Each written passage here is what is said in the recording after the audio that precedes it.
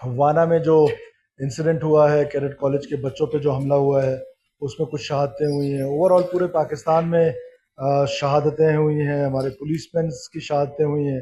اس حوالے سے فاتح خانی کی، اور خاص طور پہ ریکویسٹ کرتا ہوں آپ سے کہ ہمارے ایک سینئر اور seasoned politician senator Irfan Siddiqui صاحب، جو ہم سب کے استاد بھی تھے اور ایک بڑے منجے ہوئے سیاستدان، منجے ہوئے صحافی، اور ہمیشہ ہمارے ساتھ، میرے ساتھ تو ذاتی طور پہ کیونکہ میرے والد کے دوست تھے. مجھے وہ وقت یاد آتا ہے کہ جب جنرل پرویز مشرف کے وقت پہ میں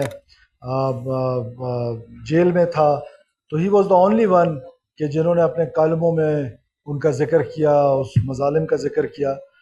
تو ان کی جو میرے ساتھ ایک الفت رہی، ایک محبت رہی، وہ ہمیشہ ہمارے دلوں میں رہے گی. تو میں آپ سے گزارش کرتا ہوں کہ ہماری اسمبلی کی طرف سے بھی ان کو خراج عقیدت بھی پیش کیا جائے اور ان کے لیے دعائے مغفرت بھی کی جائے. اور اس طرح اور ہمارے پاکستان پیپلز پارٹی کے بڑے سینئر رہنما آغا سراج درانی صاحب، وہ بھی منجھے ہوئے سیاستدان رہے، اسپیکر سندھ اسمبلی رہے، مختلف ٹائمز پہ منسٹرز رہے. تو ان کے لیے بھی میری درخواست ہے. جی، اسلام آباد خود کش دھماکہ ہوا، اس میں لوگوں کی شہادتیں ہوئی، تو من جملہ اگر دعائے مغفرت فرما دیں تو